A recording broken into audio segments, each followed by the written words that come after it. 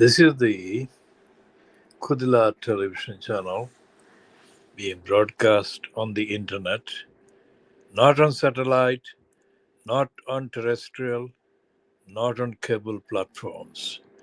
This is being broadcast at 15:46 hours GMT, 15:46 hours British Standard Time on Saturday, the 18th of January 2025. This is continuing the look at the newspapers, Saturday, 18th of January 2025. And the piece that I'm focusing on is headed Starmer Must Decide. Is he politician or lawyer? Question mark. It's a comment piece on page 23 of the Rupert Murdoch Times, Saturday, the 18th of January 2025.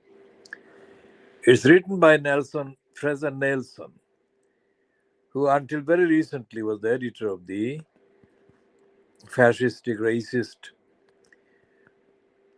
weekly newspaper, The Spectator. In this piece, Fraser Nelson is completely stupid, messing up so many things in one piece. He manages to include a stupid, misleading comment about HS2. He focuses on the alleged expenditure by HS2 project, £100 million for a shed for bats. There is no discussion about HS2's real wasteful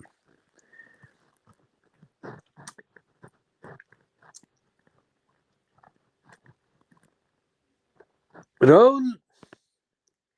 HS2 is being promoted mainly under the pressure of the contractors, despite the fact that railway infrastructure in the United Kingdom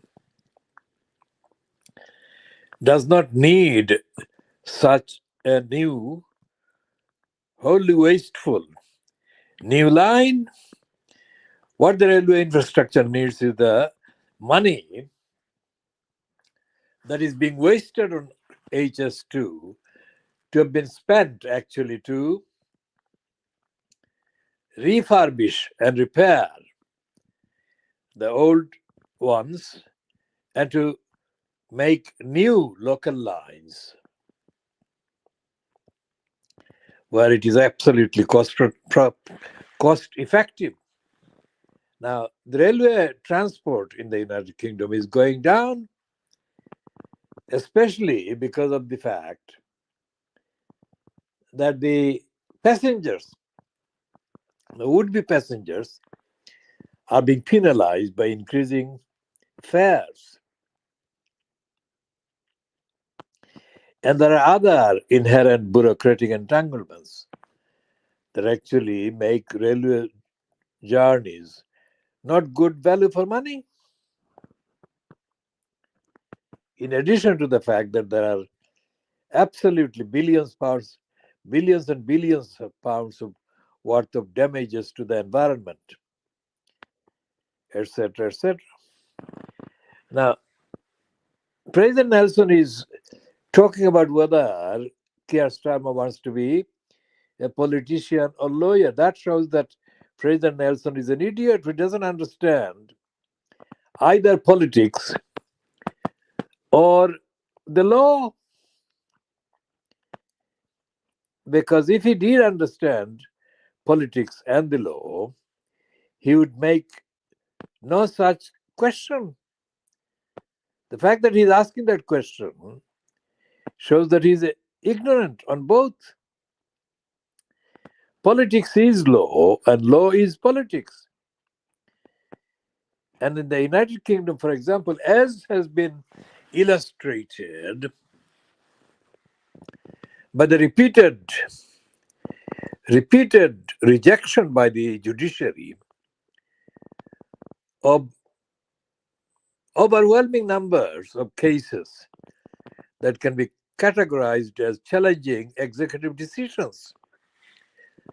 Most of the executive decisions that are even allowed to be challenged procedurally by the court system, these decisions remain unaffected, remain unaltered, remain upheld by the judiciary, which means that the judiciary is an extension of the political narrative that is in place, in process, in move.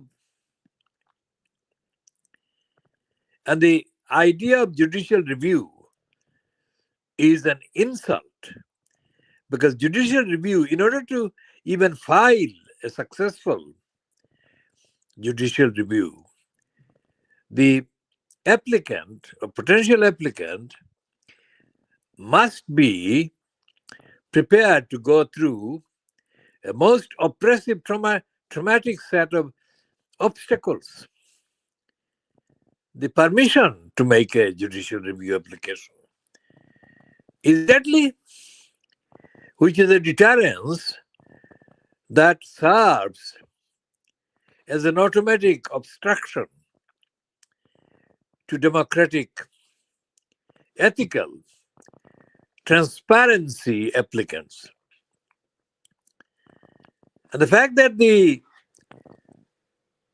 overwhelming majority of the local English borough councils are corrupt, are wasteful, and are not delivering the service they're supposed to be in existence to deliver, shows that the challenges that on the facts could have been made, if there were independent, objective judicial system in place, are not being made, are not being allowed to be made. So when Fraser Nelson says whether he's a politician or not about Keir Starmer, he doesn't know about the law or politics or indeed about the career of Keir Starmer.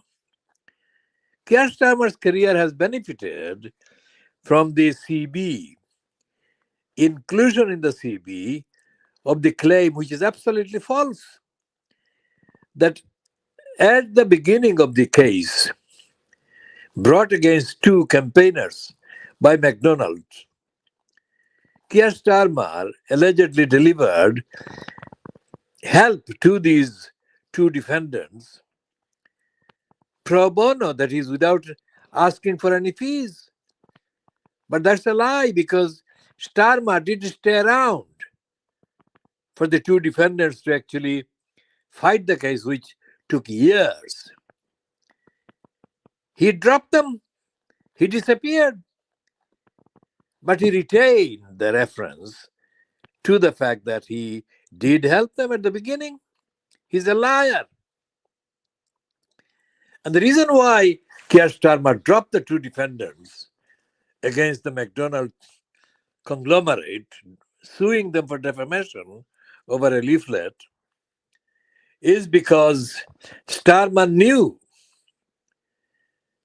that his political career would be enhanced if he dropped the two defenders, two campaigners. Also, when Starmer was about to finish his 5-year stint as the English Director of Public Prosecutions, England and Wales Crown Prosecution Service, he craftily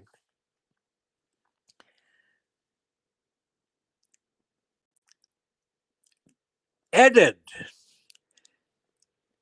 new aggravating obstacles to prevent the most deprived and most disadvantaged, disabled claimants from claiming benefit, social security for survival. And that is something that is in accord with the agenda of the right, agenda of the Tories, agenda of the likes of Fraser Nelson, who has been allowed recently by Channel 4's right-wing marching executives to do a documentary castigating the poorest in society, what is called the benefit, the sickness claimants. Because it is poverty and hardship that is at the root of the claims, the claimants making the applications in the first place. What needs really scrutinizing is the reason for poverty. And I can look at there is a book called Breadline Britain. I mean, the last time that this Breadline Britain was written about more than 15 years ago. And the statistics, the data, which has been used in that one, is even older. So fighting poverty is not a reality in the United Kingdom. It's already far, far to the right of centre.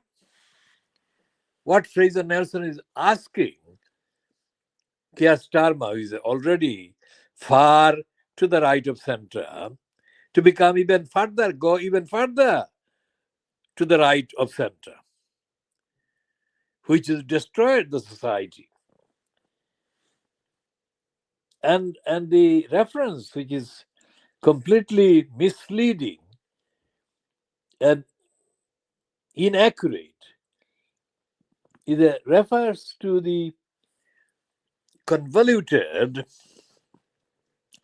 and corrupt and contradictory statement made by Quentin Hogg, also known as, quote, Lord Hailsham, in the 70s, to the effect that Britain was an elective dictatorship. Fraser Nelson has got that wrong as well. The context is wrong, and the role that Quentin Hogg played all his career as a so-called lawyer, licensed law trader, he gets that wrong as well. The whole idea of appointing this synonym to public inquiries called Louis Casey. Louis Casey being appointed to do an inquiry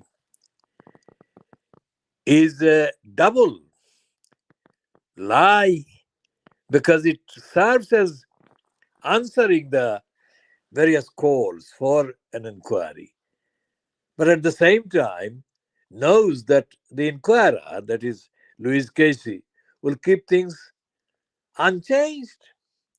There is nothing in the recommendations that Louis Casey made, allegedly, in any of the things that she has actually been the inquirer of. Nothing has changed.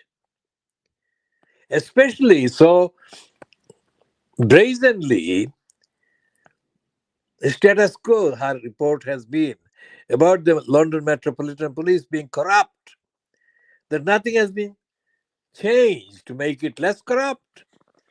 After her report, which was wrongly called and promoted as damning. We shall be continuing on all of these in further extensive details. This one is ending at 14 minutes at 1600 hours GMT on Saturday, 18th of January 2025.